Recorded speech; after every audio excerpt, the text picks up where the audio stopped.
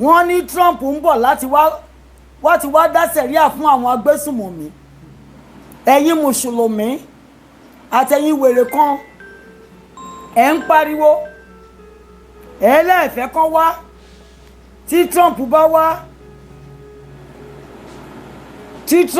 wá ó ń bá kó yín lẹ́rù ó ń bá gbépo yín epo 65 years tí ò ṣe nǹkan kan fún yín pàápàá jùlọ ẹ̀yin ọmọ Yorùbá ẹrú Fúlàní lẹ̀ ń ṣe ẹ ti dọmọ ọ̀dọ̀ ẹ ti ń tọrọ bárà ẹ ti ń pokùnso ẹ jẹ́ fẹ́ ìrànlọ́wọ́ ṣé wọ́n fi ṣépè fún wa ni ká má níròrí ká má mọ ibi tá à ń lọ Fúlàní ń pa wá ní mẹ́sàn-án mẹ́wàá wọ́n ti pa gbogbo Ìlọrin lọ́wọ́ yín àgékù Àfọ̀njá tán bá gba gbogbo ẹ̀ tán wọ́n á bọ́ sí Kogi wọ́n á tún kó yín lẹ́rú wọ́n á tà yín fáwọn Saudi Arabia tán bá kó ní Kogi tán wọ́n á wá sọ́dọ̀ Ayédatiwa òpònú gọ́vnà tó fẹ́ gbé nǹkan ní baba ńlá baba yín tó fẹ́ gbélé Bala Muhammed lọ́wọ́ tán bá kó ní Ondo wọ́n lọ sẹ́kìtì ibi tó ti gbọ́ba mẹ́ta tẹ́lẹ̀tẹ́lẹ̀ tán bá kó omi ẹ̀ wọ́n lọ sọ́dọ̀ dancing Jackson Adeleke oníkòmọkòtọ̀ tó ń gbé nǹkan Yorùbá fáwọn ọmọ Ìgbò ṣé ń tẹ́fẹ́ nìyẹn ẹ ganu kalẹ̀ wọ́n ń gbẹ̀dì ẹkú ẹ̀dì ẹyin lọ́wọ́ ọkú ẹni wọ́n jẹ́ kẹ́ra rí tán.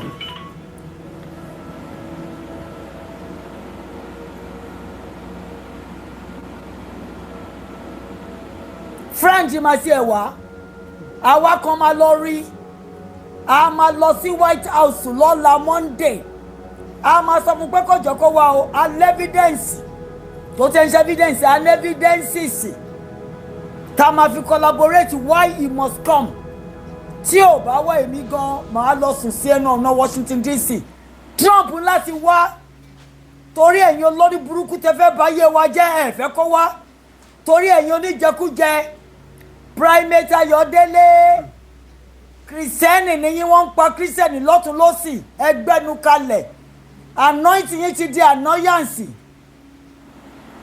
Mr. Kenny Nichols, I am speaking my indigenous language called Yoruba.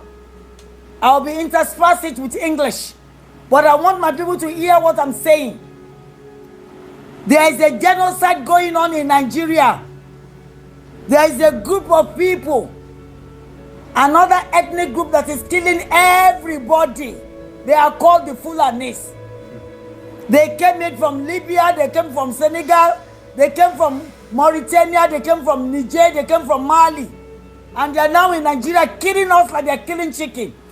And nobody wants to talk about it because they are complicit. They are accessories before and after the fact. They are complying with what the Fulani wants. And they are already compromising. They have sold our land, our waterways, our airport, our land port to these insurgent terrorists. And even the head of the country has sold a whole babish belonging to 17 million people to two brothers, criminal two brothers from Lebanon, Ronald and Gilbert Shaguri.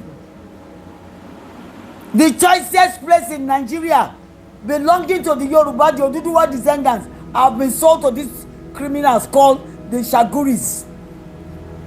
And yet they don't want Trump to come and liberate, to come and deal with the terrorists. From those that are on the pulpit to the legislature, to the judiciary, all these rubber stamp institutions in Nigeria, they don't want Trump to come. But they don't mind the Chinese illegal mining of our resources, natural resources. You know what Chinese are there mining at the back of Oba Ogunwusi Palace. The Chinese are there mining our gold and our resources. And when they kill us, these Chinese that you people are saying that they are going to help you. When they kill you, they turn you into corned beef. When they turn you into corned beef, they sell it back to you. You have not seen anything yet. You want the Chinese. They are worse than the Americans. They have no pity. They have no empathy. They have no compassion. They are worse. Yes. They are building you bridges and everything. What have you gained from bridges? Can you afford to buy the car to be on the bridge? Can you even afford to be on the ground, not to talk about on the bridge? And yet you don't want Trump to come. Fulani will kill. They have been killing in hundreds. They will start killing in thousands. They will take your fatherland. You will have no voice. They will cut your tongues. You will not have a voice. Somebody like me will not shut up. Oh, you can do whatever you want to do. I will not keep quiet. Mi ò ní dákẹ́ èèyàn mi. Ní àná àbí jẹta ni mo lálàá burúkú kan. Ọ̀tọ̀lúwa gbèjà mi jà. Mo wá jáde nínú àlá náà. Mo pe ìkan náà àwọn sisters mi kan. Nígbà tí mo pe sister mi yìí mo ń ṣàlàyé fún yín pé mo lálàá yìí o, ṣùgbọ́n nígbà tí mo jáde nínú àlá ṣe ló dàbẹ̀ ni pé wọ́n yẹgi sí shoulder blade mi lápá òsì. Ni sister yìí bá ń sọ fún mi pé ìgbà tá ẹ̀ ní gbẹ́nu yín dákẹ́ ńkọ́. Ṣẹ́yìn mọ̀ wípé consequences wà fún gbogbo nǹkan tẹ́ ń sọ ni ẹ̀ ń bú wọn, ẹ̀ ń ṣe gbá ẹ̀ ń ṣàwo. Ẹ̀yin ará mi ṣe ń gbọ́ ọmọ Yorùbá náà ni o, kò ń ṣe ọmọ Ìgbò ló sọ bẹ́ẹ̀ o Yorùbá, pé kí n gbẹ́nu mi dákẹ́ so that when I shut up, Fulani can continue to kill and kill mercilessly and kill wantonly and kill confidently and nothing will happen to them. So I should shut up. Lady K should shut up. Yoruba Willie should shut up. Babe Ekiti should shut up. Masbi should shut up. Koiki Media should shut up. Heritage Media should shut up. And we all shut up. And then the Yoruba will shut down. When we shut up, the Nigerian people will shut down. The Oduduwa children will be pummeled to the ground.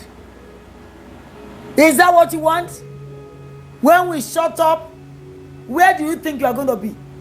It is our loud noise that has made, what is his name, Ted Cruz, to realize that the Boko Haram, the ISWAP, the Lakurawas, the Musbau, the Afisi, the Jalilis are killing Christians and other extractions.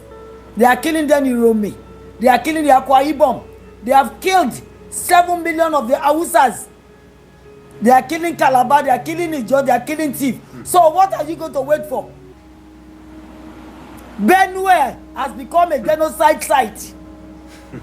And then your man Yoruba man le te fẹ́ ká lọ tinu yin dùn so ṣì ton fi bread ko yin ní omi ọbẹ̀ ẹ le fẹ́ kí Trump wá bàbá ńlá bàbá yín wo ló fẹ́ gbà yín lẹ̀ ṣé bọ́n tí wọ́n ti ń pa wá láti 2015 ta ló jáde fún yín bàbá Tinubu ló gbé wọn wá bàbá Tinubu ló gbé Buhari wá pẹ̀lú 35 billion naira owó èèyàn ọmọ Yorùbá ṣọ́gbà yín lẹ́gbà sí Fúlàní ń pa yín ó dákẹ́ minimini bí omi inú àmù ó sùn kalẹ̀ pẹ̀lú àgámá lizard ojú tó fi ń wò wá bí ọbẹ̀ inú ìṣàsùn ẹ wá ní kémi dákẹ́ ẹ ṣẹ̀ṣẹ̀ bẹ̀rẹ̀ ní you have not had anything from me yet ẹ jẹ́ kí n sọ fún yín lọ́la àwa àti Akwa Ibom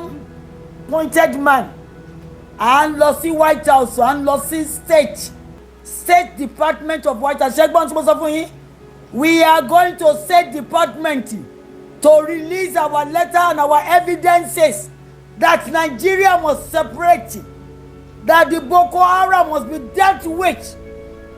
Tabawa Sheyeton, Mr. Jen Stoltenberger, Jen, the NATO Secretary General ṣé ń gbọ́ nǹkan tí mo sọ fún yín a ti gbé lẹ́tà sí a ti sọ fún yín pé àwọn Boko Haram yẹn wọ́n pọ̀ o àwọn ọmọ Odùduwà fẹ́ lọ báwọn ọmọ Biafra ṣe fẹ́ lọ làwọn ọmọ Odùduwà fẹ́ lọ lóòótọ́ aláwọn olórí burúkú olórí májèjì láàrin wa tán láwọn ò fẹ́ lọ nítorí ìjẹkújẹ tó ń jẹ a máa fi wọ́n lẹ̀ ni. Yes, Sister Rita Nwadike, thank you. I'm speaking Yoruba, you should understand. I'm not an Igbo person. I'm not an Hausa, I'm a Yoruba woman. So I'm speaking my indigenous language. If you don't hear it, you can understand what I'm talking about. I'm talking about people refusing Donald Trump and his armies to come and liberate the people that are being killed left, right, and center. But they have no discernment. Their sensibility is being warped. Their senses has taken leave, has gone on a sabbatical holiday. Ẹ̀yin ọmọ Yorùbá, ṣó ọpọlọ wa lọ holiday ni, ṣó ṣeré lọ ni, ṣó lọ sí Sokoto ni, àbí Sangora ló lọ, àbẹ́ lọ sí London lọ forí pamọ́. Wọ́n ń pa yín ní mẹ́sàn-án mẹ́wàá, ẹ wá gbẹ́nu dákẹ́ ní kí Trump má wá. Tí Trump bá wá bàbá ńlá bàbá anybody wo ló fẹ́ wá. Lebanese wọ́n fọwọ́ òdì ṣe gbásgbòsì fún yín. Àwọn Ṣàgúrì criminal of Lebanon wọ́n ti gba gbogbo ìlú yín tán. Bàbá Tinubu oníkòmọ́kòtọ́ ajẹ́ lójú onílé jẹ́ lójú àlejò ó ti ta gbogbo òní bàbá ńlá bàbá yín ó ti ta fún àwọn criminal of Lebanon. Ronald àti Gilbert Ṣàgúrì ẹlẹ́wọ̀n ńlá ni wọ́n ẹlẹ́wọ̀n gidi ni wọ́n olè gidi ni wọ́n. Ṣé àwọn tó fẹ́ kó wá jẹ nílùú yín nìyẹn kán wá kó yín kán wá fi búrẹ́dì kó yín lómi ọbẹ̀ àwọn ọmọ àlè yóò lè padà lọ́ọ̀lù wọn mọ́ torí kò sí nǹkan kan nìwọ tó fẹ́ tó kò tí.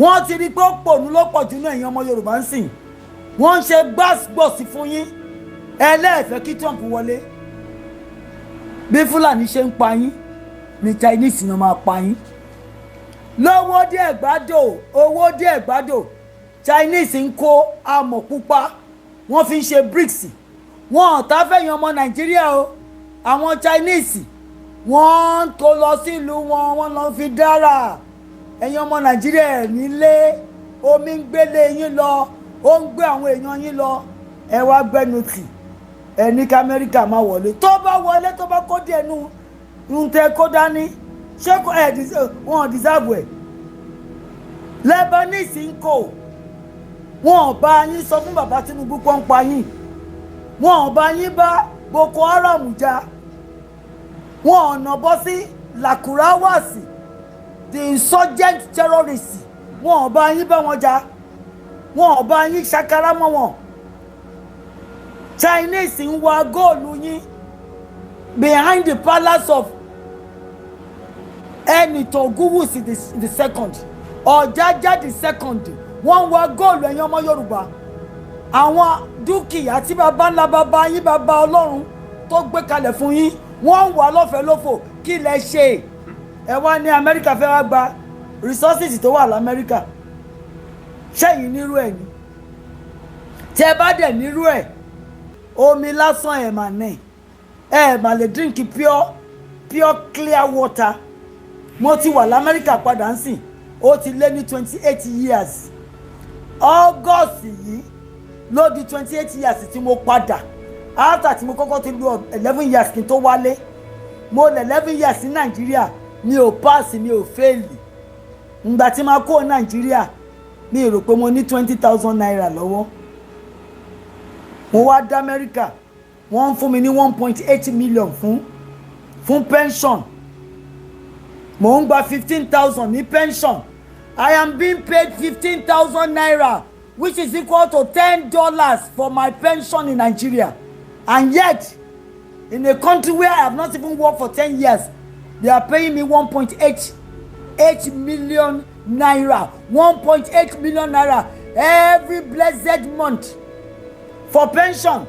I am receiving 167,000 for snacks 80,000 to buy vegetable and meat. Can I finish all that? I'm not a selfish human being. I am a grandmother. I give to people, even the so-called little that I get. Ṣé mo lè gbarú ẹ Nàìjíríà? Àwa rẹ̀ ń tó fẹ́ ràn wá lọ́wọ́ ẹ̀yin ò mọ̀ pé àdúrà wa kan òun lọ́lọ́run gbà. Èmi àtàwọn tá wà ní Yoruba Global 1000. We have been praying, not 1 month, 2 months, over the last 1.5 years with night vigil, that God will send us divine helper, divine helper, divine helper. Divine helper is now here in the form of Donald Trump. That is our divine helper. You Yorubas and Yomo Duduwa. Divine helper has come through our prayers, our night vigils, our petition, our supplication, our crying to God, our asking for forgiveness because I ti share. And Yomo Yoruba Gidi, our Yomo Yoruba gan share. Ati penti o da lo da. Ati ni to buru ohun lo da. Nto da ni kò da. Ani kò da. Ani kò da kí àwọn ọmọ mọtálíkà kan máa jẹun. Kan rí lẹ́gbẹ́ ani kò da. Ani kí ya máa jẹun la fẹ́. Ọlọ́run bínú o. Ọlọ́run bínú. Tá bá dé ṣọ́ra ṣe. Ìyà jẹ bọ́tọ̀bọ́tọ̀ sẹ́yìn ọmọ Yorùbá tẹni. Kí Tinubu kí Trump má wà. Bàbá Tinubu fún Aare ló gbé Boko Haram wá o. Ẹ lọ́wọ́ ń bẹ̀ gbogbo bí Nàìjíríà ṣe dojúrú. Bàbá Tinubu, you are complicit. You are complicit. You are an accessory before and after the fact that the Boko Haram, the insurgent terrorists, are now in Nigeria. You knew about it, Baba Tinubu. You colluded with Buhari. Thank God he has gone. And I hope he's in hell. I hope he's in hell right now, burning and continue to burn.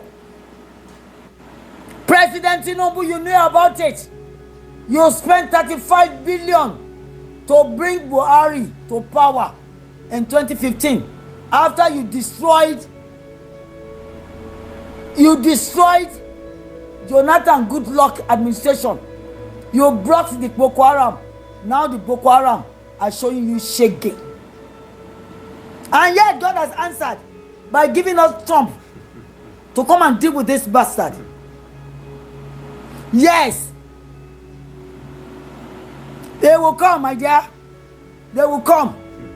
Some of us are going to White House with our letter and evidences why Trump must come. If Trump refuses to come, me, I will go and sleep at White House. I will go and sleep at their doorstep. Maybe they will take me to jail.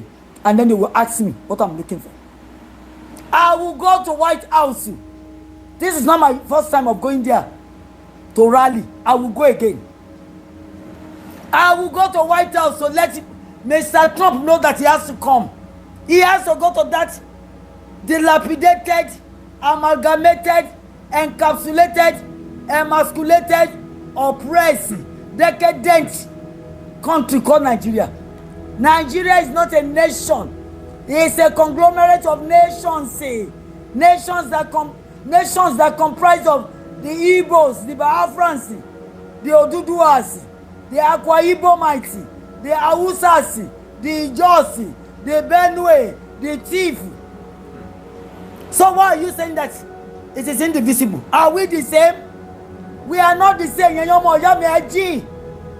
Ẹjí mo ṣẹ̀ṣẹ̀ dé láti chọ́ọ̀chì náà láti ilé Olúwa ohun tó fi gbàdúrà lẹ́nu nǹkan kan ni mo mú jáde ń bẹ̀.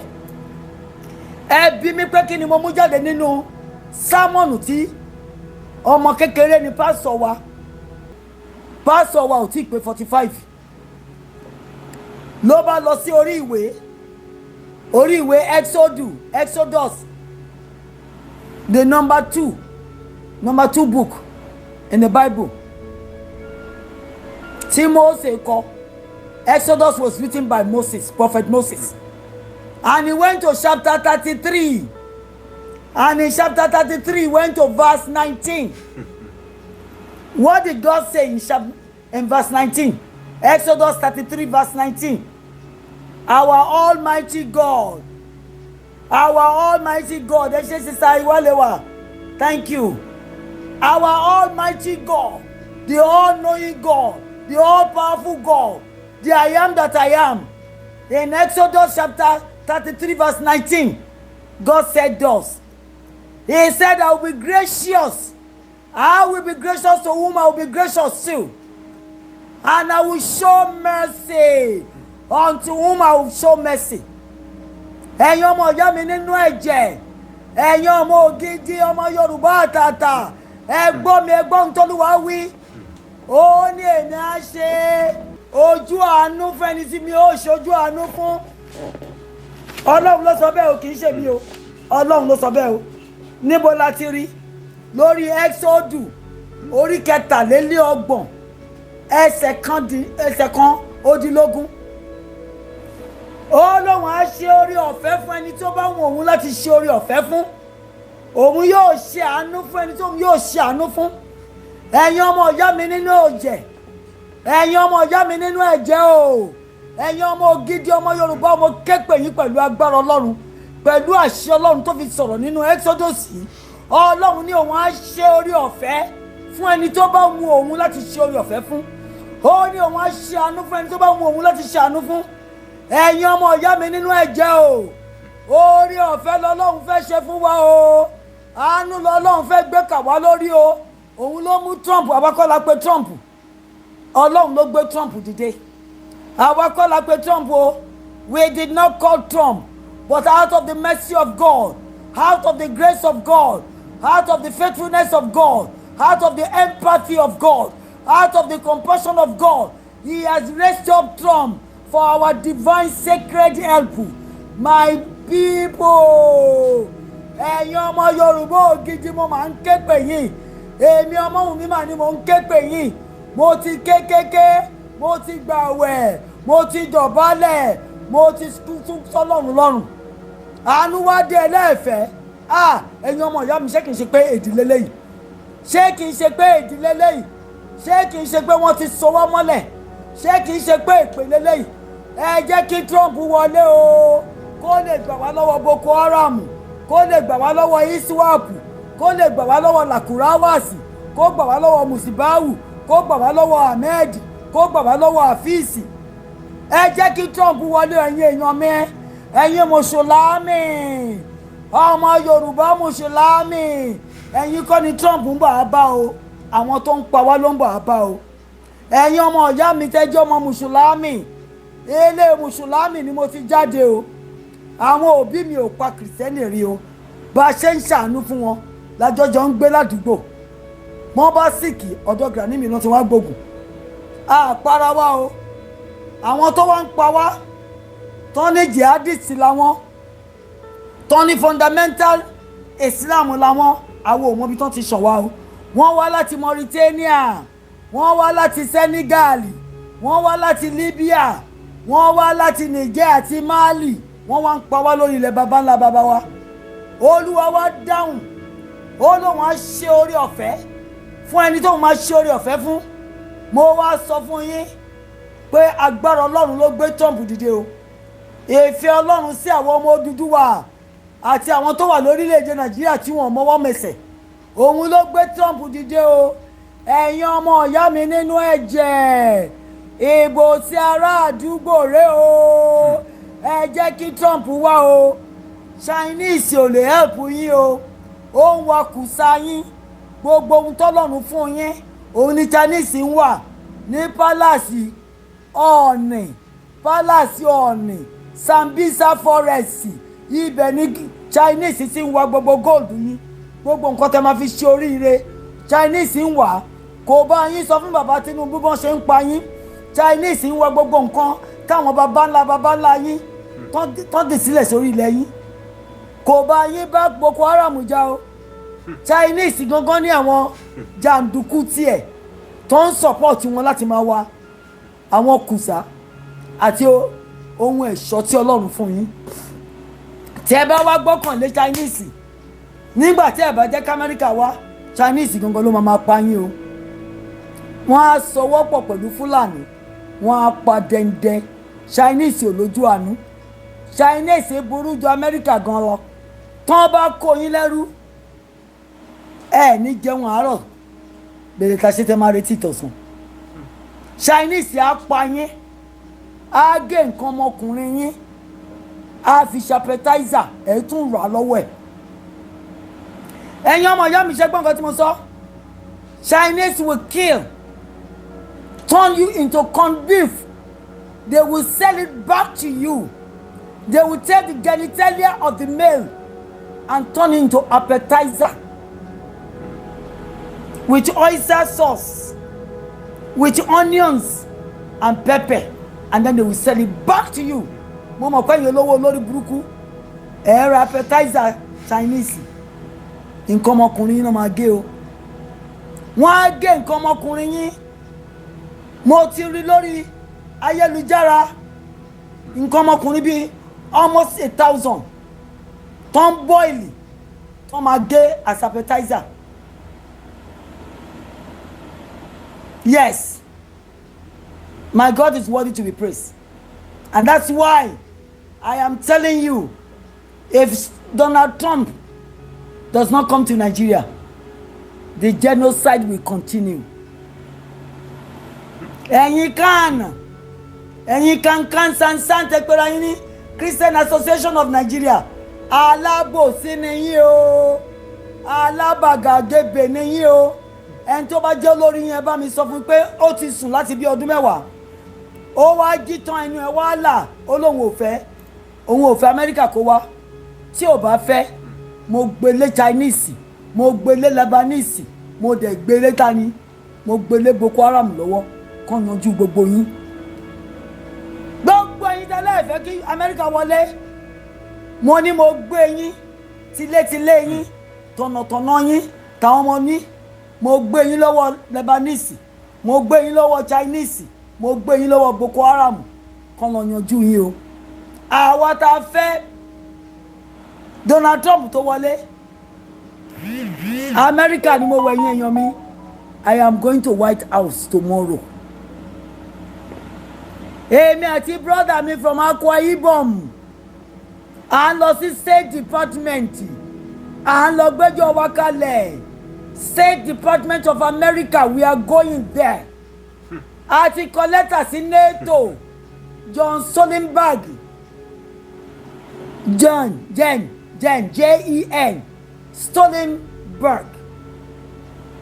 Stoltenberg. A ti kọ lẹ́tà sí Ohun ni Secretary General of National Alliance Treaty Organization, an organization that was established in 1949. Kó máa dá sí ọ̀rọ̀ àwọn olórí burúkú bíi ti ilẹ̀ Nàìjíríà yìí. Àwọn tó ń fi genocide tó fi ń ṣayọ̀yọ̀, tó ń pa orílẹ̀-èdè, tó ń pa àwọn ọmọ tó máa sanjọ́ fún wa lẹ́yìn ọ̀la. Ẹ bá mi sọ fún wọn pé tí Donald Trump ò bá wá, Fúlàní á pa Dombi North sí wọn lára. Tí Donald Trump ò bá wá, Chinese gan agba gbogbo nǹkan ọ̀nà yẹn. Tí Chinese ò bá wá, ayédatiwa oníkòmọ́kòtọ́ Bala Mohammed á gba bitumen tó wọ́ ti 17 trillion á gbà lọ́wọ́ ẹ̀ àfọmíṣàn ẹ̀ lọ́wọ́ á tún pa ẹ̀ lé lórí. Ẹ̀yin ọmọ àlè tẹ́ ń fọwọ́ sí júwe lé bàbá yín. Abájọ tẹ́lẹ̀ fẹ́ pa mí, irọ́ lẹ pa ẹ̀ lè rí mi pa. Mọ̀nàmọ́ná ti kọjá. Ọlọ́run ti fi iná jó yín. Èmi gan rí náà yẹn mi mọ̀ pé yín ló fi ń jó. Mo rò pé mi ló ń bọ̀ abá ni. Ọlọ́run ti fi iná jó yín. Ẹ máa jóná bí gúgúrú ni. Ẹ̀yin wèrè. Ọ̀gá yín lẹ tẹ̀lé, yes. Sister Wandike, Tinubu is a mother of all thieves. Ó lè ní. Ó lè. Èmi náà pè ẹ́ ló lè. Ṣòwò sọ pé criminal ni ẹ sùn mi ẹ lè rí kọ́bọ̀ gbà nítorí mi ò lówó lọ́wọ́. Bàbá Tinubu, ẹ gbé mi lọ sí court, èmi gan fẹ́ gbé yín lọ sí International Criminal Court. Kán lọ dájọ́ fún yín bí 22 billion. Company tẹ dálẹ̀, àmọ̀ pé ń gbé ògo olóró yìí tán fi gba 460,000 lọ́wọ́ yín. company wo lẹ dálẹ̀ tẹ́tí rí 22 billion ẹ ti jí gbogbo èkó tó ẹ ti kó sápò ẹ máa dálẹ̀ ni bàbá Tinubu ẹ wojú mi àwọn òbí mi kọ́lé wọ́n ṣe gbogbo ẹ̀ wọ́n dálẹ̀ ni ẹ máa dálẹ̀ ọ̀pá 6 tó bá fẹ́ kàn fi ọ̀pá 10 tó bá kò ní léèsì kàn fi jàkáàdì kàn fi wé yín ẹ ní mú nǹkan kan jáde àti ìtẹ kó sí Malta ni àti ìtẹ rà sí Amẹ́ríkà ni àti ìtọ wà ní France ni olúwa ní ẹ mú nǹkan kan jáde olúwa ní aṣiwèrè nìyẹn ẹ̀yin olówó ọlọ́lá ọlọ́rọ̀ olúwa ló sọ bẹ́ẹ̀ ó ní ẹ wo àwọn aṣiwèrè yìí o tí wọ́n fi ilé ayé kó ọrọ̀ jọ ẹ kò mẹ́ni tí ó máa jẹ́ wọn tún bá ọlọ́run bá yín sọ ni o ọlọ́run ló pè yín bẹ́ẹ̀ o tẹ́ ẹ bá bìlíìfù ẹ jẹ́ kí n sọ ibi tó wà fún yín nínú ìwé mímọ́ ẹ jẹ́ n sọ fún yín ibi tó wà màá sọ fún yín sìn ibi tẹ́ ti máa rí in case tẹ́ bá ní ó dàbẹ́ ni pé mama Lawal yẹn kò mọ ohun tó ń sọ màá sọ fún yín sìn pé ibi tọ́lọ́run ti sọ pé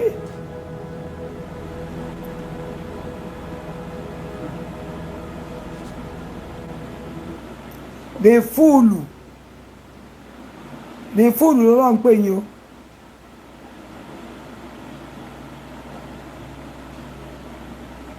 o ó lẹ́ẹ̀mẹ́ tó máa jẹ́ o who will eat it o I didn't call you fool o God calls you fool God calls you fool ẹ lọ sórí ìwé Dávidi orí Dávidi orí 19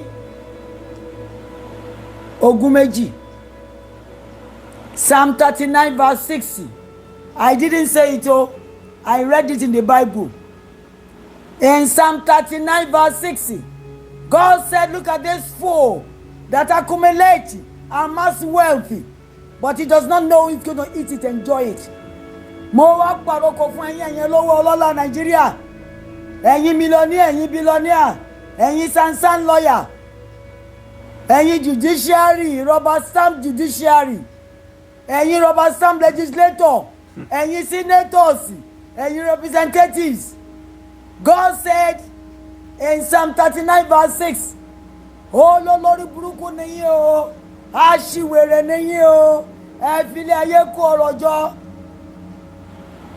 ọlọ́run ló ẹ̀mọ́ tó máa jẹ́ Nigeria must be separated into as many as 6 or 7 nations àwọn ọmọ dúdú afẹ́ lọ o àwọn ọmọ Biafra ti ń pariwo láti bí 58 years àwọn akọmọ Ibom àwọn Igbo mighty láwọn fẹ́ lọ àwọn Haúsá ló tó gẹ́ àwọn Benue ní ẹgbà wọn o Fúlàní ti pa wọn tọ́ o àwọn tíìfù ní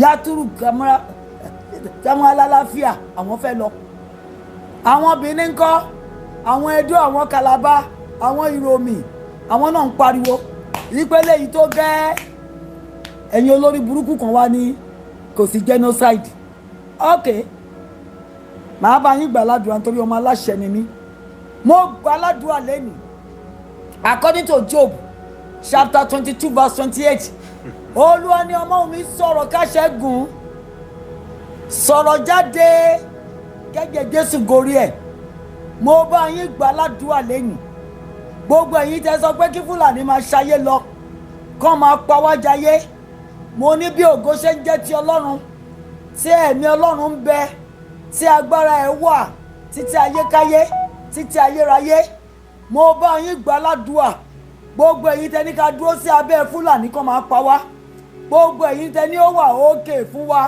ṣe bí 10-9 ni Fúlàní ń pa wọn ò tí ì parán yín wọn ò tí ì rèépù àwọn ọmọ yín wọn ò gbéyàwó yín sá lọ wọn ò jólé yín wọn ò jó mọ́tò yín mo bá yín gbàládùá ní èní mo ní agbára ọ̀run ní agbára tó ń bẹ láti ọ̀run àti ilé ayé mo ní kí Fúlàní kí Lebanese kí Chinese kan polúṣọ ayé yín o ẹgbọ́n tí mo sọ màá tún sọ Nítorí pé ọmọ aláṣẹ ni mí.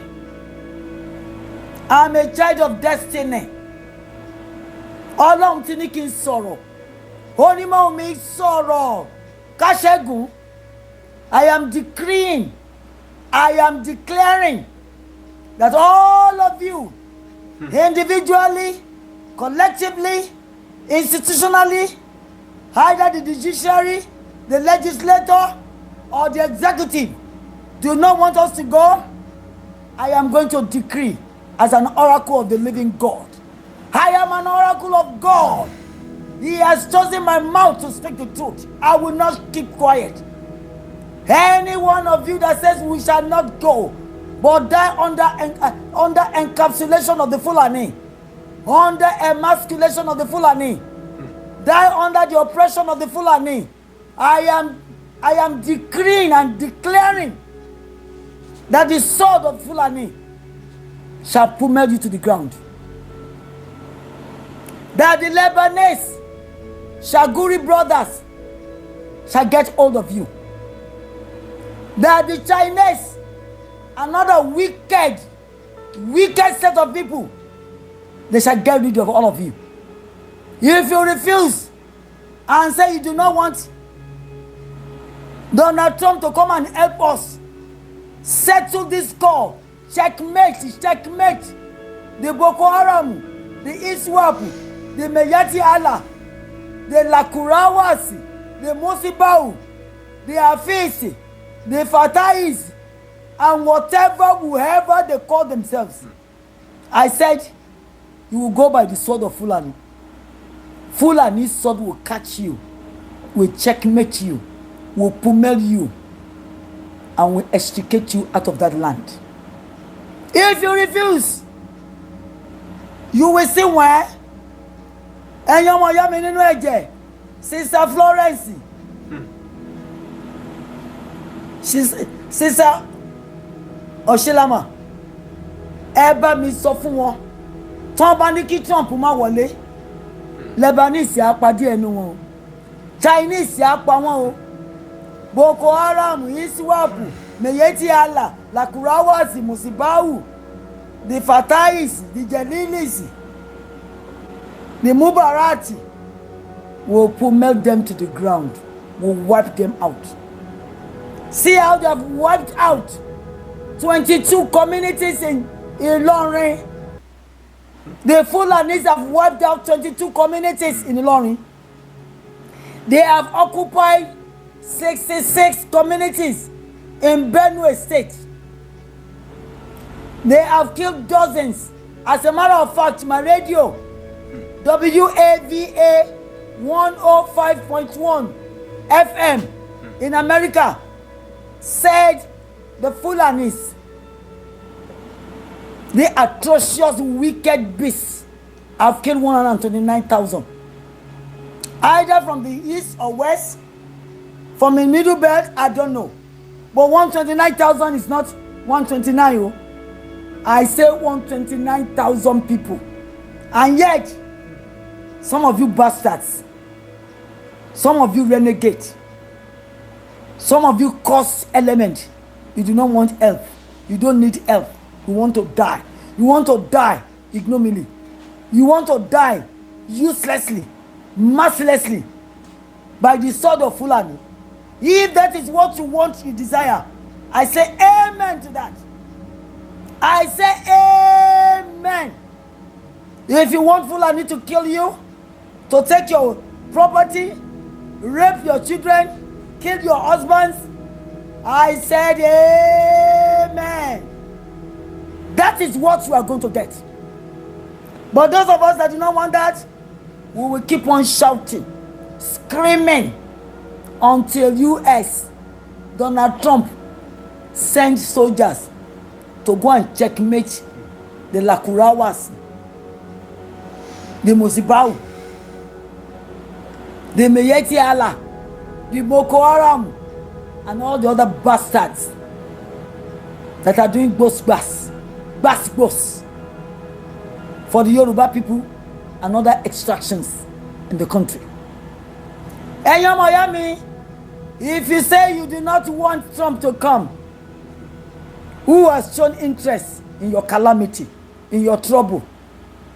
Canada will probably not come because Canada has already declared that the APC, Egbekegbe, Association of Perverted Committee, APC, Association of Perverted, Polluted Company, APC, Association of People of No Conscience, perverted people with no conscience. Do you think Canada will come? No, they won't come.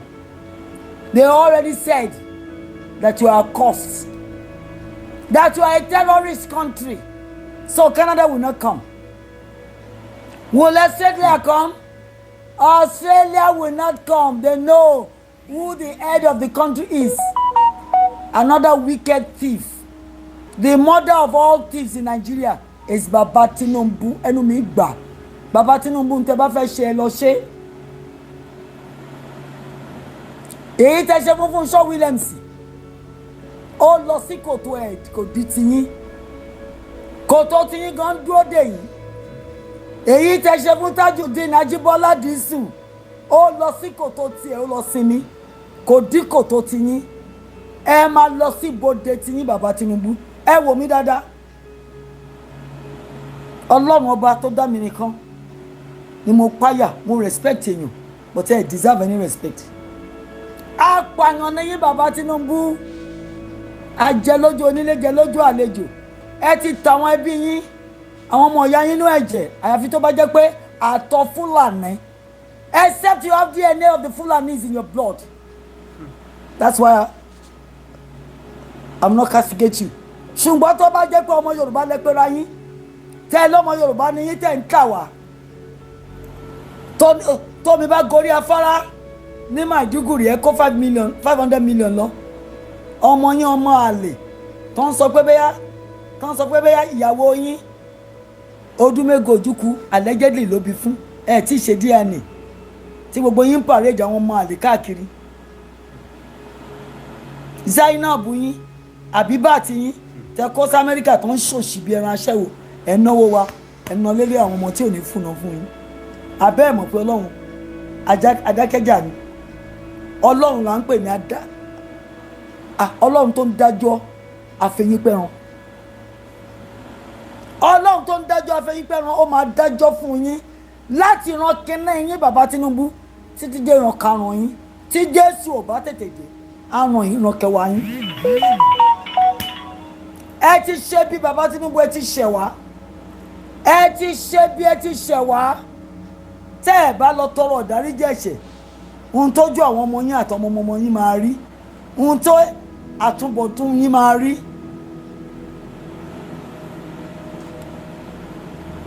Bẹ́ẹ̀ ni o, my sister Rita, he does not know that the blood of the innocent is crying against not only Tinubu and all his adherents, his cohorts, his sympathizers, his supporters, his agents.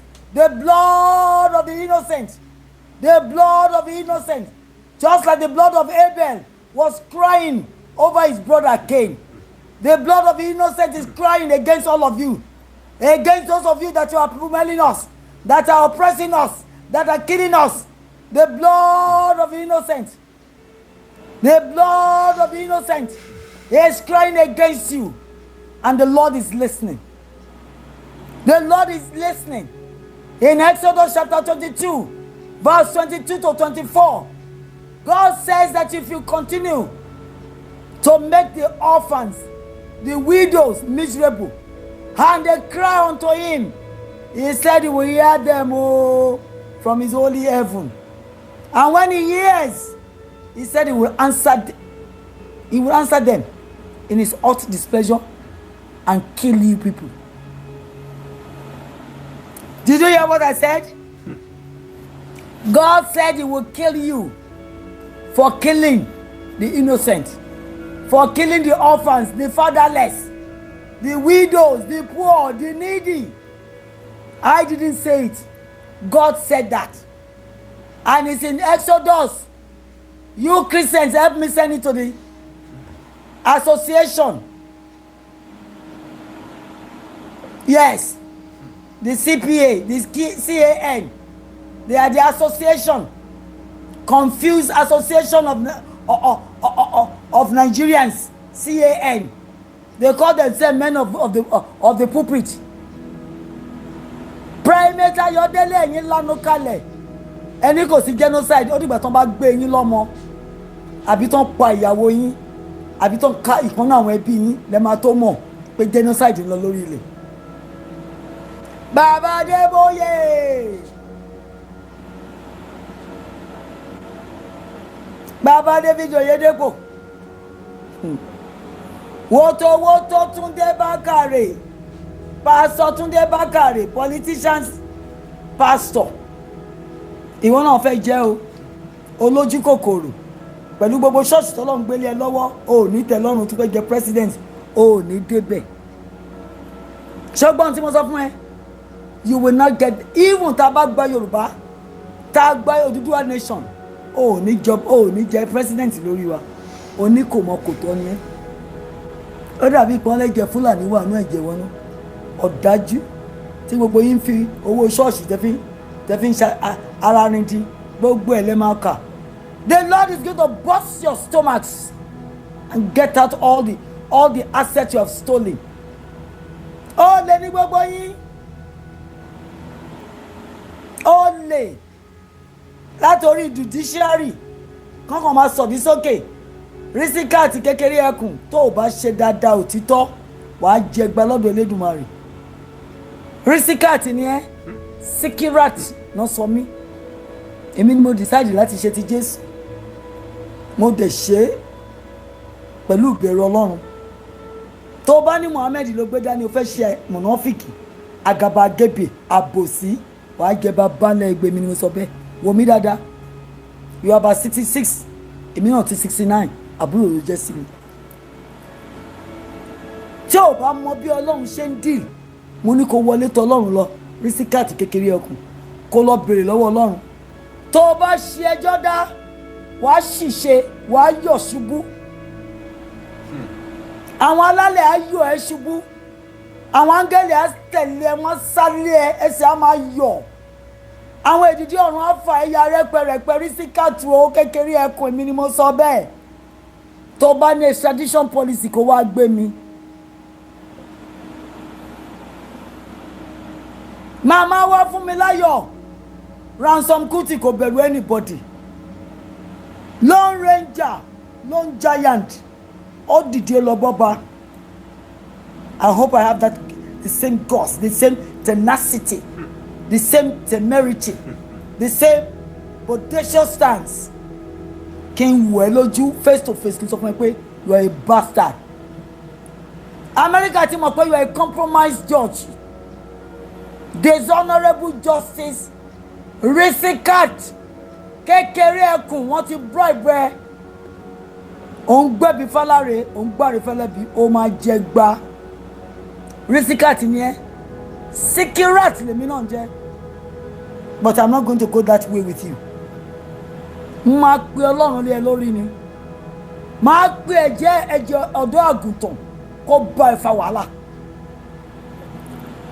The blood of the new covenant, the blood that speaks better things than the blood of Abel, it will deal with you and your cohorts, your adherents, your supporters, your agents, and your moronic bastards. Gbogbo yín ò sọ̀rọ̀ ńgbà tí Fúlàní ń pa wá, àwa rẹ̀ tó fẹ́ ṣàánú wa. Now that God has looked upon us with grace, with mercy, with empathy, with compassion, and He wants to be faithful to His word, you are now crying wolf. You are now crying there is no genocide.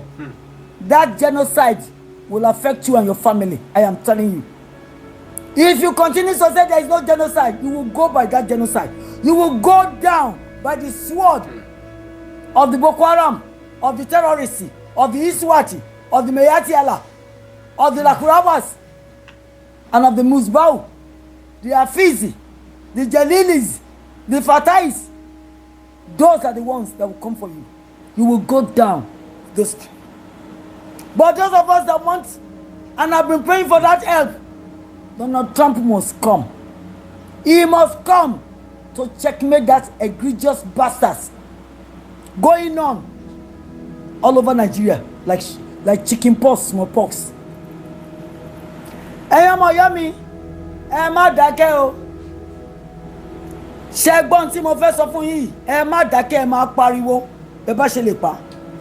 Gbogbo ibi tí ẹ ti rí tí Fúlàní pa wọ́n, ẹ send ẹ sí yg1k.org. ẹ send ẹ sórí Yorùbá Global 1000 website. Gbogbo ẹ̀ la máa fi ránṣẹ́ sí Secretary General of NATO, National Alliance, Treaty Organization tó ń dá sí genocide, tó ń jáná sí massacre lórí ilẹ̀ gbogbo ayé.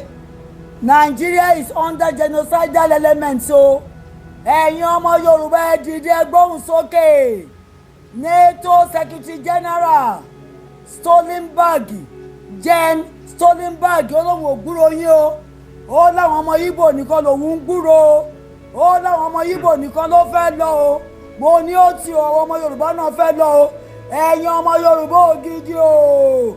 Ẹ̀yin ọmọ ìyá mi nínú ẹ̀jẹ̀ o. Ẹ̀yin ọmọ ìran Odùduwà o. Ẹ dìde o. Ẹ dìde o. Ọmọ Wunmi ló ń pè yín o. Ọmọ Jàrin àti ọmọ Adéyẹmí ọmọ Ibrahim ló ń pè yín. Ẹ dìde o. Kí Boko Haram tó sáyé wa di pangolo. Kí SWAT tó sọ wá di ẹni àná. Kán tó sọ ọmọ ẹlẹ́ran dọmọ eléegun. Kán tó sọ ọmọ aláṣọ wa dọmọ alákìsà. Kán má tó sọ ọmọ ẹlẹ́ṣin dọmọ tó ń rinlẹ̀. Ẹ dìde o. Èmi ni mo pè yín o. Ẹ̀yin ọmọ ìyá mi nínú ẹ̀jẹ̀. Ẹ̀yin ọmọ ògidì authentic ọmọlúàbí. Ọmọ Yorùbá ògidì. Ọmọ Yorùbá àtàtà. Ẹni ọmọ Yorùbá òdodo. Mo pè yín o. Èmi ọmọ Wunmi ni mo pè yín, ẹ jọ̀ọ́ ẹ dìde. Ẹ má jọ ń pa àwọn ìran wa ọmọ aládé, ọmọ olóye, ọmọ ọlọ́gbọ́n, ọmọ oníwà, ọmọ ẹlẹ́ṣọ̀ọ́. Àwa ló pè lọ́mọ Yorùbá o. Àwa lọ́mọ Odùduwà o. Ẹ dìde ẹ gbóhùn sókè. Ẹ jẹ́ kí Donald Trump wọlé o. Àdúrà wa ló gbà o. Night vigil wa láìsọ òun ló gbà o. Ọlọ́run wọn fẹ́ rán divine helper. Àbẹ́yìn ò mọ̀ pé tí divine helper bá fẹ́ jáde, á kàn déédéé jáde ni. Àwa kọ́ la pé Donald Trump o. Ọlọ́run ló gbé Donald Trump dìde sí wa o. Ẹ jẹ́ kó wọlé o. Ẹ̀yin ọmọ Yorùbá Mùsùlùmí, ẹ̀yin ìmàle Yorùbá tẹ́ ń pariwo pé ó fẹ́ wá pa yín ni, kò wá pa yín o. Kò wá pa yín o, ẹ̀yin èèyàn mi. Donald Trump fẹ́ wá checkmate àwọn Boko Haram ni. Tẹ́ bá wá gbọ́kànlé fún Fúlàní pé wọ́n á dáwọ́ dúró, irọ́ mi o. Tí Amẹ́ríkà ò bá ti wá, wọn ò wá nípa 10 ogún mọ́. Ọgọgọ́rùn-ún 1000 ló máa pa yín. Wọ́n á pa yín, wọ́n á mu ẹ̀jẹ̀ yín, wọ́n á fi ẹran yín ṣe súyà. Àwa Yorùbá máa ń pe ẹran kan ní tìǹkó. Ó gbẹ báyìí. Tẹ́ bá sọ sẹ́nu á tú sí yín lẹ́nu.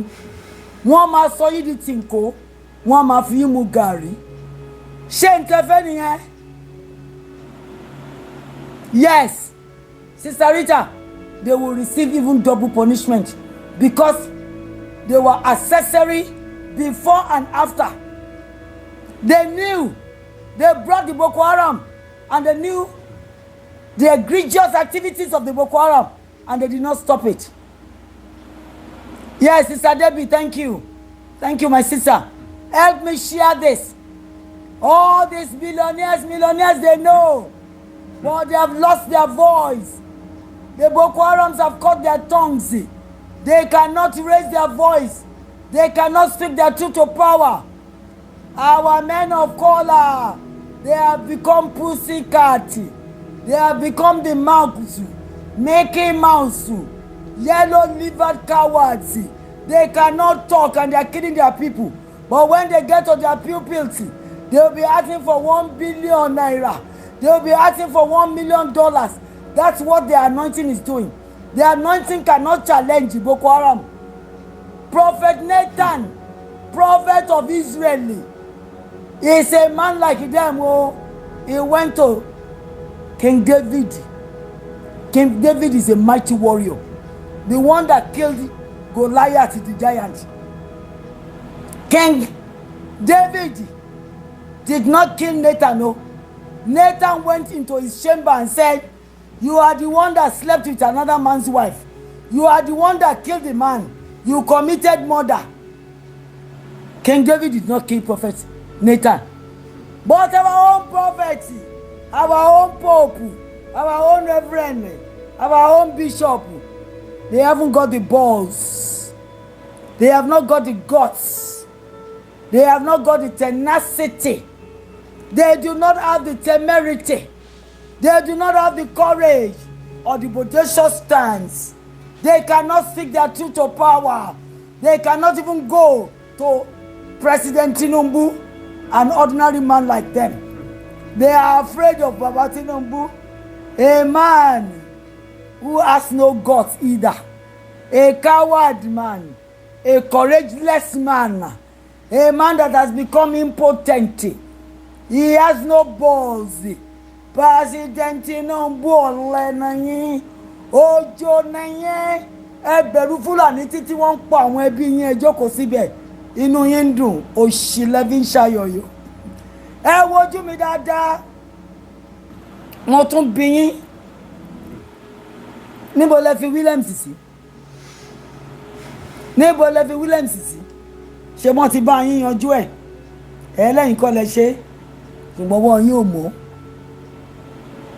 ọwọ́ yín ò mọ̀ Bàbá Tinubu ẹ̀jẹ̀ wà lọ́wọ́ yín ó ń ṣàn ẹ̀jẹ̀ gómọ̀ ṣàdáyà nínú ìyà Ọlọ́run lè forgive yín o bọ̀tà pẹ́ ẹ̀ kò ní kó ònú randíran yín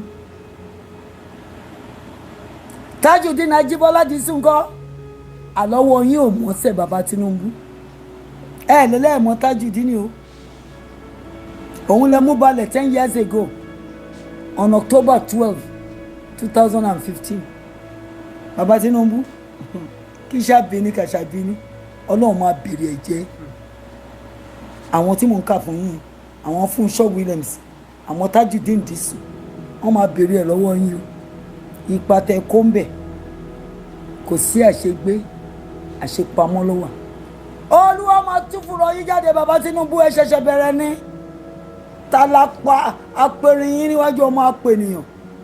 Who are you, O mountain, before Zerubbabel? You shall be made plain. Plain. And then they shall shout hallelujah on top of your head. Táwọn Mùsùlùmí bá pààyàn, wọ́n ní Allahu Akbar.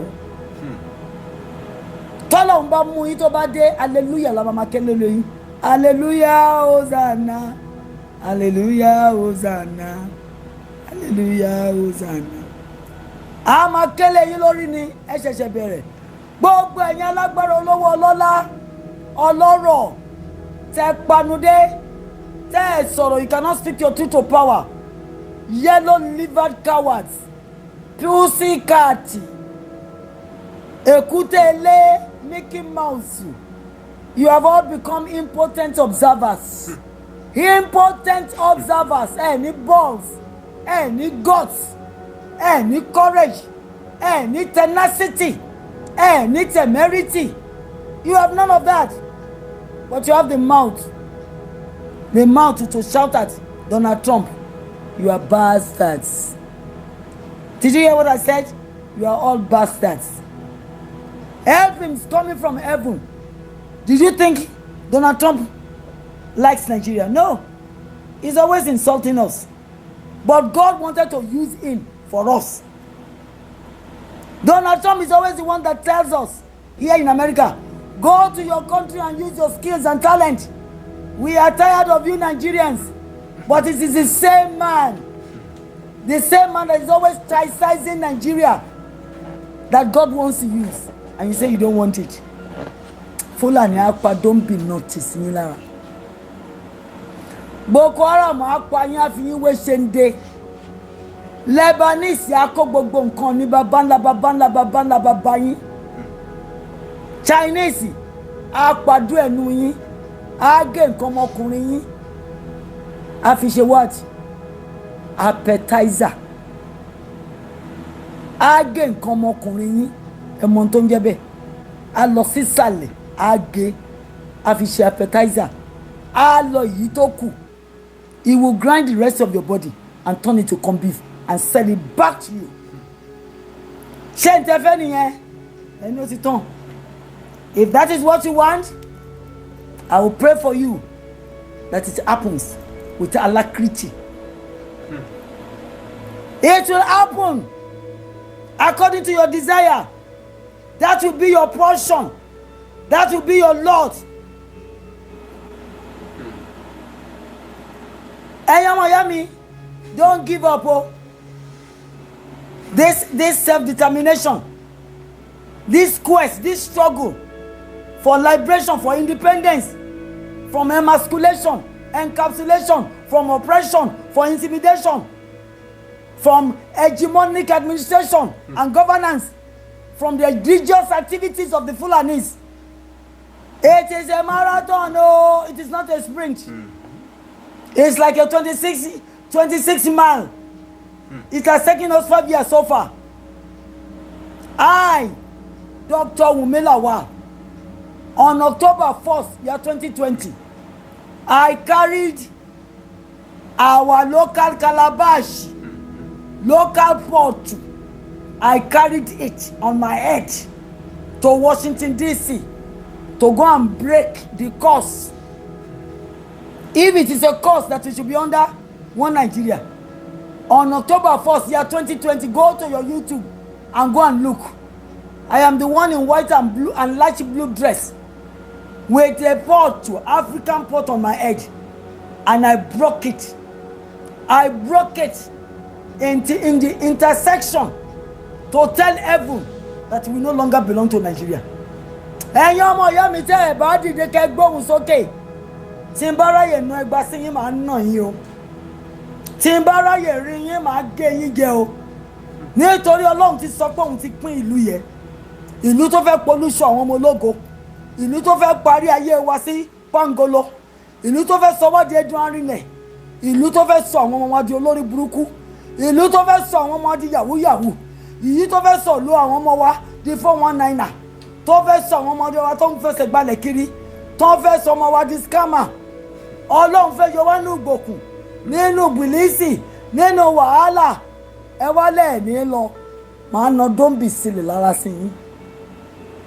Mo rántí ìgbà tí màmá mi máa ń fi àwọn ọ̀fọ̀ tí ẹlẹ́dẹ̀ kan tó máa fi ń pàdé etí mi. Tí n bá rí yín máa gé yín jẹ, máa ṣẹ́jú gbásgbòs lọ fún yín. Máa dì yín mú, máa mì yín kìjìkìjìkìjì. Máa dé yín burúkú mọ́. Máa gé yín jẹ. Ẹ̀yin tí mo ti fi túmẹ́ríkì, tí mo ti fi fọ̀, máa dé mọ́ yín. Tẹ́ bọ́lẹ̀ ní jẹ́ ká lọ. Ẹ ti rogun. Ẹ ti rógo láláìdé Sele. Tẹ́ bọ́lẹ̀ ní jẹ́ ká lọ. Ẹlẹ́ẹ̀ní fẹ́ kí Donald Trump wá. Mo ní màá nà padà sí yín. Màá bẹ àwọn èdìdí ọ̀run kán bá mi sọ òkò náà lé yín lórí. Bọ́n ṣe sọ́lé àwọn ọmọ Amórítì lérí. Láti Bẹ̀tẹ́rọ̀nù dé Azeka. So wọ́n á gbé láti Lagos. Tọ́n bá gbé láti Lagos, Adá Papa, Adé Surulere, Adójú Ẹlẹ́gba, Adé Kẹjà. Gbogbo owó dé lọ́sùn ni. Yes. They don't know themselves. Mr. Fọlábí, ẹ bá mi pín ni, ẹ ṣáà bá mi pín. Ẹ bá mi sọ fún wọn wípé Nigeria has to be split. The Biafrans have been crying for the past 58 good years that they want to go. And Nigeria said no. Now Yoruba said they want to go in the last 5-10 years. They said no.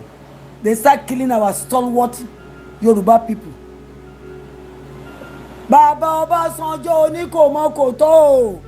Bàbá jẹ lójú onílé jẹ lójú àlejò.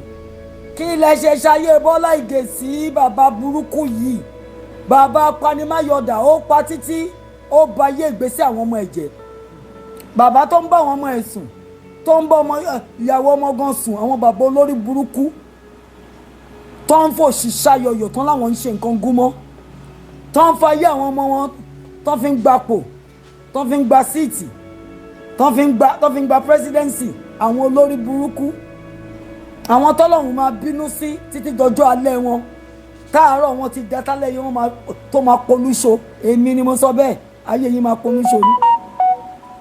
ẹ lọ́wọ́ nǹkan tọ́lọ́run fi ayé Nebukadnezar dà tẹ́ ẹ bá kúrò ní Babylon kẹ́ lọ sí Israeli yìí Israeli tó wá di alágbára yìí kẹ́ lọ bèrè nǹkan tó ṣẹlẹ̀ sí King Saul ọlọ́run pa gbogbo òun ẹ̀rùn ni. èmi náà yẹn that is exactly what is going to happen to you. God will waste your generations. That is what God did to King Saul of Israel. When he refused to show compassion, when he refused to listen to God intelligently, when he refused to follow orders and be obedient diligently, when he refused to act strategically, God wasted him. God wasted King Saul of Israel in that era, and he left only a lame grandson, the son of Jonathan, a very wonderful friend of King David. That was the only person that was left for King Saul's generation. Mo pa lówe fún yín ni o, mo fi pa lóko. Gbogbo ẹ̀yin tẹ́lẹ̀ ká má lọ. Mo gbàdúrà pé ohun tó ṣẹlẹ̀ sí King Saul kó bẹ̀rẹ̀ sí ní ṣẹlẹ̀ sí yín. Ohun tó ṣẹlẹ̀ sí Nebukadnezar kó ṣẹlẹ̀ sí yín. Ohun tó ṣẹlẹ̀ sí Ahithophel, the strategic planner, the strategic adviser of King David, kó ṣẹlẹ̀ sí yín. Ohun tó ṣẹlẹ̀ sí Adolf Hitler of Germany, kó bẹ̀rẹ̀ sí ní ṣẹlẹ̀ sí yín o. Èmi ọmọ òun ni mo ń pe àwọn èdìdí ọ̀run. Ẹ̀yin èdìdí ọ̀run ẹ gbóhùn mi lọ́sàn-án yìí. Mo fi yín ṣẹlẹ́rìí mi ni. Ẹ̀yin onílẹ̀, ẹ̀yin alálẹ̀ ẹ gbọ́ mi. Ẹ̀yin bàbá wa ẹ gbọ́ mi. Gbogbo àwọn tó láàní lọ tó fẹ́ fi ayé tiwọn bà tiwa jẹ́, mo ní ẹ ṣe ayé wọn lógbòdò, ẹ ṣe ayé wọn légbòdò. Èyí tẹ́ máa délé tó máa gbélé ṣòde, èyí tó máa káwọn yín tó máa ya wèrè sí títì, èyí tó máa tú ẹbí ẹ̀dìyẹ bọ́n ṣe ń pa wá. Bàbá ẹ bá mi nà dà yẹn sí wọn, ẹ bá mi nà sí wọn, nítorí pé wọn ò fẹ́ ká jẹ mùdùmùdù orí ọ̀fẹ́ yín, wọn ò fẹ́ ká lo àánú yín tẹ́ fi rán Trump sí wa. Wọ́n láwọn ò ní gbà, Olú ẹ bá mi pa wọ́n ni. Ẹ má yí wọn lọ́nà padà o. That's right, Sister Neka. They will all eat grass like Nebuchadnezzar. They will all be wasted like Adolf Hitler of Germany. They will all commit suicide like Ahithophel, the strategic advisor to King David. And then they will be wasted like King Saul, the son of Kish, from the descendant of Benjamin, coming from the loins of Jacob, Israel. They will be wasted, just like God wasted King Saul, the son of Kish, from the clan of Benjamin, the great-great-grandchildren of Jacob. Tell them for me, my sister. Help me send it, Sister Neka. Tell them they will eat more than grass. They will be eating snow. They will eat, as a matter of fact, they will be eating stone as their meat. They will be drinking their own sewage as their water. Water of sorrow, food of affliction. That's what they're going to be eating. Sister Neka, help me share it. Thank you. Help me share it, oh. My sister Rita, help me share it. The mouth of God has spoken. Thank you. And I'm just a vessel. And I wanted to sing this song to thank God. Take this day, Lord, and make it your own. I am your vessel and nothing more. When you are done blessing us, please take all the glory. We will be satisfied just to see you glorified. Bẹ́ẹ̀ ni ẹ̀yin ọmọ Yorùbá, nígbà tí Ọlọ́run bá yanjú ọ̀rọ̀ wa tó gbà wá lọ́wọ́ àwọn ọmọ amúnisìn, àwọn apanijayé, àwọn ológi ní òru, àwọn panipane tí Ọlọ́run máa pa fún wa, tí Ọlọ́run máa fi ṣe sacrifice fún wa, then we will shout hallelujah. He will take all the glory, all the honor, all the adoration will belong to our God. Those that want to kill us, they have gathered, but God said they are not by him. That those that gather together to kill us, to harm us, God said they shall die for us. I found it in Isaiah 54 rather. Isaiah 54 verse 15. God says, surely they will gather, but not by him. Those that gather together to do us harm, to kill us, to plummet us, to waste us, God said they shall die for our sake. So I didn't say that. I read it in Isaiah 54 verse 15. And then God proceeded to Isaiah 54 verse 17. God said, no weapon fashioned against us. Kò sóhun kóhun burúkú ohun ìjà kan tó ń ṣe sí wa tó máa jẹ́. No weapon fashioned against us will prosper. It will not alight. It will not be established. It will not reign. It will not flourish. Ọlọ́run ló sọ bẹ́ẹ̀. I didn't say it. God said it. And that is exactly how it's going to be. Because we are the righteousness of God. We are the heritage of the kingdom of God. We are the apple of God's eyes. We are joint heirs with Jesus Christ of Nazareth. Therefore, God will waste them before they waste us. God will waste them unto their 4th, 5th generations before they waste us.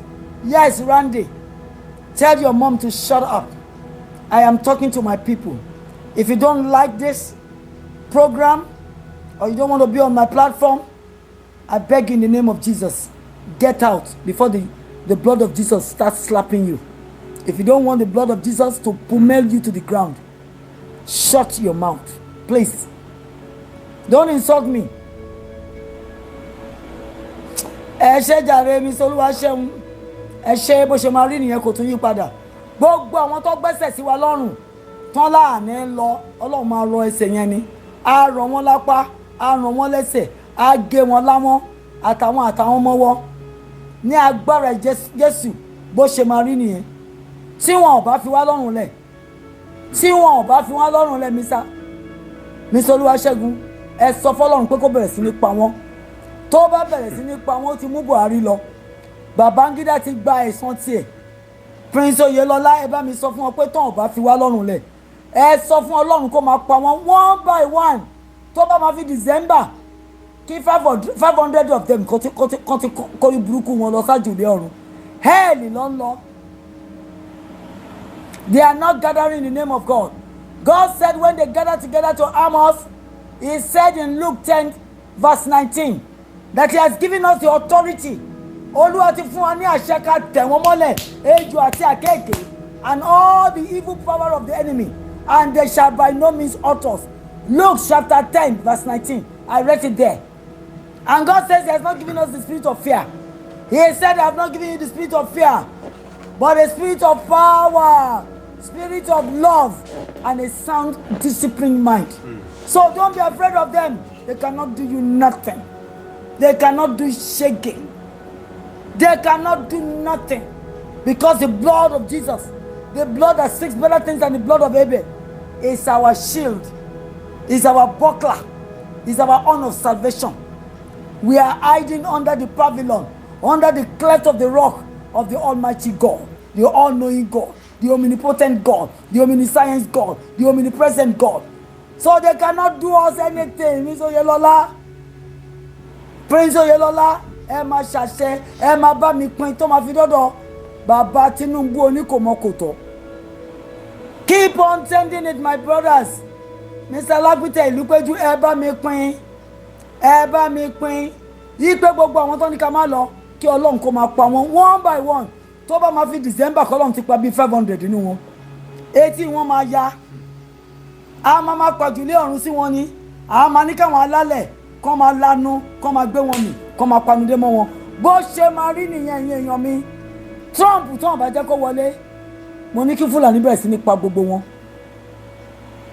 àyàfà àwọn ọmọ Ọlọ́run àwọn tánìkà má lọ yẹn Fúlàní ló máa pa wọ́n Chinese ló máa sọ wọ́n di kọ́ńbíìfù àwọn Ṣàgúrì ló máa gba gbogbo nǹkan ní wọn wọ́n ti gba Babish wọ́n ti gba Banana Island Pineapple Village ńkọ́ wọ́n máa gba Soro lọ́wọ́ wọn wọ́n á gba Bodilon lọ́wọ́ bàbá Tinubu wọ́n á tu sí o àwọn bàbá rádaràdà rédèrèdè ẹ bá mi ké sí wọn bàbá fẹ́ Babalọ́lá tẹ́ bá ló máa pẹ́ tó bá yá ńkọ́ bàbá Ayọ̀ Adébánjọ náà lọ ṣe níbi tó fi wá sí inú òkùnkùn Fúlàní àmọ́jọ́ tẹ máa lọ 20 ọdún 30 ọdún lẹ́nu ṣó wá pẹ́ ni ṣógun ọdún pẹ́ ni bàbá Adé bàbá fẹ́ Babalọ́lá you want to say till you are 140 what do you want to leave behind you are a rich man you have a school and then you can bribe you can change people's cases to suit your whims and caprices and your ungodliness your lack of fear of God ẹ bọ́ lọ́hùn níbẹ̀ bàbá fẹ́ Babalọ́lá ẹ nífẹ̀ẹ́ ẹ̀wọ̀n ènìyàn àfàwọn ọmọ yín nìkan Ọlọ́run àwa sọ fún yín á jẹ́wọ́ bó ṣe jẹ́ ẹ nípayà Ọlọ́run bàbá fẹ́ Babalọ́lá ọmọ ni mo máa jẹ́ sí yín torí ìyá tèmi tó máa wà láyé ọdún mẹ́rin àbọ̀dún mẹ́ta ló ń gbà lọ́wọ́ yín so ẹ lè bí mi lọ́mọ mò ń bá yín sọ̀rọ̀ àti bàbá kí lẹ fẹ́ fi sílẹ̀ ṣé iléèwé tẹ kọ́ ilé tẹ fi tọ́ ọmọ yín tí ìrì máa wo tí tsunami máa wọ gbogbo bẹ̀ tó máa gbé gbogbo dúkìá olórí burúkú tẹ fi gbogbo ọjọ́ ayé yìí kó jọ ṣé ìyẹn lẹ fẹ́ gbójúlé ẹ lẹ́ni tẹ máa ṣàánú fún àfi Boko Haram kẹ máa bribe $1.1 million kẹ máa fi bribe judges 5 kán bá lè yí bá yín yí kán ṣàlùmọ̀ kọ́rọ́ yìí ṣẹ̀rípá gba òṣì nìyí ṣẹ̀rípá ẹ̀ kì í ṣe bàbá ẹ̀yin bàbá ta bèrè búrẹ́dì òkúta lẹ́ ń sọmọ́ wa lórí a ní ọ̀dà kò burú ẹ fún wa lẹ́jà ká fi mú gàrí ẹ tún gbẹ́jọ́ sí wa n tó máa ṣán yín jẹ nìyẹn. Babangida Ibrahim Badamọ́sí Babangida ó ti gbèrè iṣẹ́ ọwọ́ ẹ̀ o bàbá fẹ́ Babalọ́lá ẹ wojú mi ọmọ Yorùbá ọmọ Èkó ni mí ọmọlé bọ́tù láyé ìyá mi wá láti Èkó bákan náà ọmọ elétù Ìwàṣẹ àwa là ń gbé adímú ilé màmá mi náà ti ń gbé adímú Ẹ̀yọ̀ ilé bàbá mi náà ti ń gbé Ìkọlàbà ilé bájù láyé làwọn bàbá mi ti wá elétù Òdìbò ní ìbẹ̀rù yìí ọmọ bàbá mi náà ni mo jọ tó máa dẹkùn tó máa dínkìnnì tó máa bẹ́ nìbọdì jẹ mi ò bẹ̀rù yín gbogbo agbára tẹ bá ní extradition ẹ lọ gbà á kẹwàá gbé mi mo tiẹ̀ fẹ́ rí yín kí n wo orú ẹ̀dá tọ́lọ́hún dá àtẹ̀yìn ni o àti àgámá lizard eye bàbá Tinubu ni o mo fẹ́ rí yín ìǹtẹ̀ bá fẹ́ ṣe ẹni k'Amẹ́ríkà gbé mi wálé fún yín ẹ rí mẹ̀mẹ̀ ńjọ́ tẹ bá rí tó lóòótọ́ ṣe iná tí mo rí níjẹrin tí mo rí lọ fúnfún lẹ́nu níjẹrin á tún padà wá á bá jó yín bí gúgúrú èmi lẹ fẹ́ fi iná jó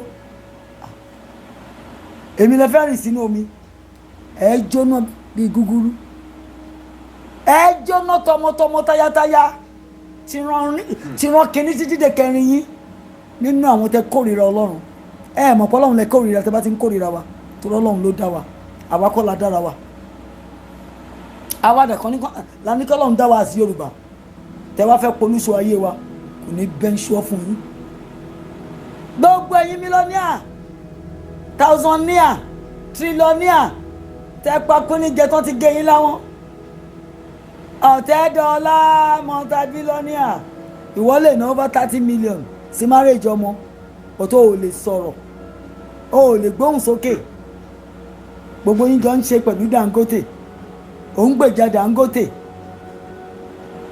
àwọn Fúlàní ló máa yanjú ẹ̀.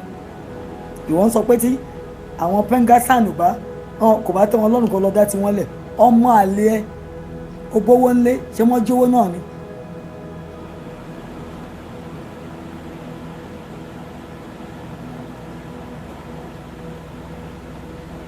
Yes, Sister Rita, all of them will lose all the stolen properties, the loot, the treasure they have looted. They will lose all of it, not by us, but God will take it away from them. Our Almighty God will take it away from them. They will have nothing. At the end of their life, they will be receiving nothing but curses. They are already writing their own epitaph by their own action.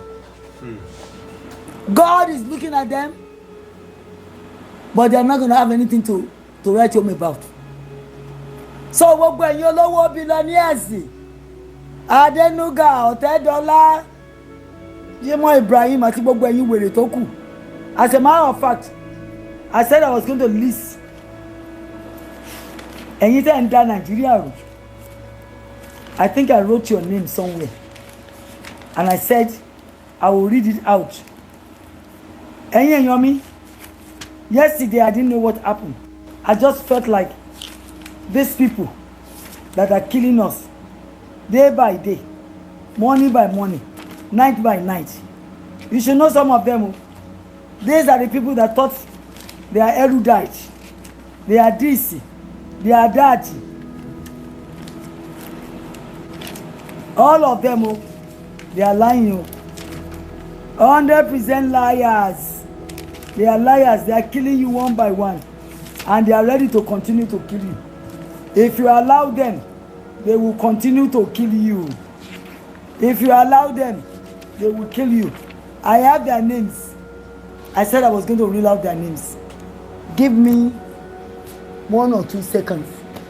I want to read some of the names. These are the people that said,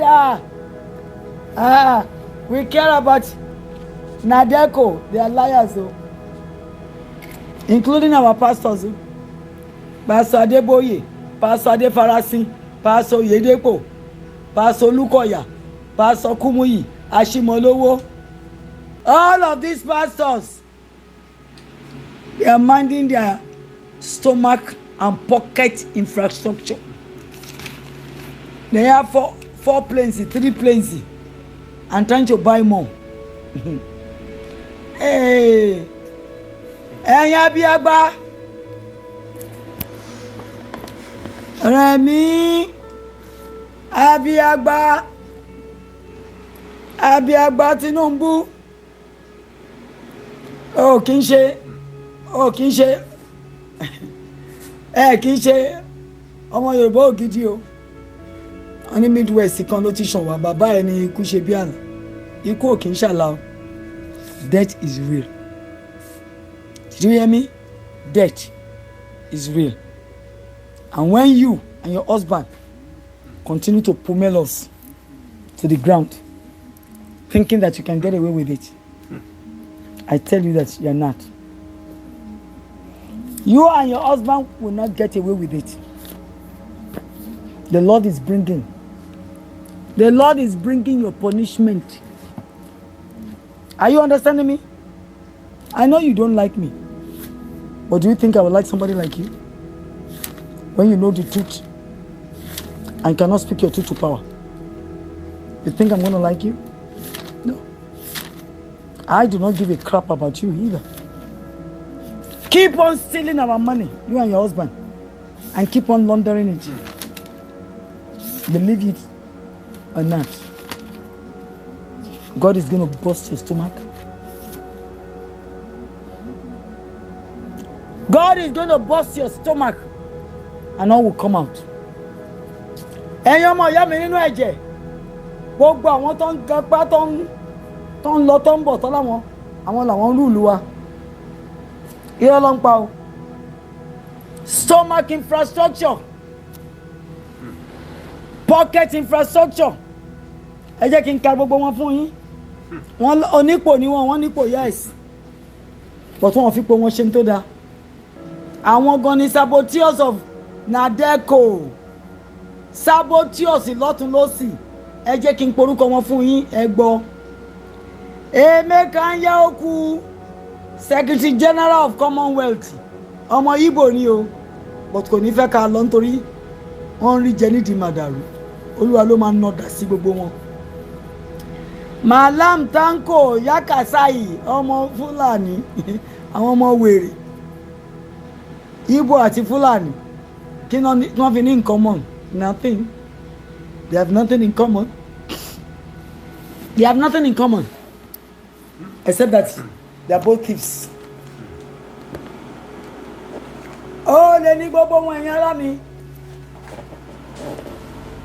Àgbákòbá ńkọ́ ó lóhun sáàni àti rí pé kó gbé bíìlì jáde lọ bá wọn ní legislature. As a son, ṣé Àgbákòbá ò mọ̀ wípé amalgamation of 1914 ti expire 11 years ago? Àwa wí tán wọ́n láwọn ọmọ lẹ́yìn Gani Fáwẹ́hìnmí or Akabasọ̀run irọ́ ni gbogbo wọn pa.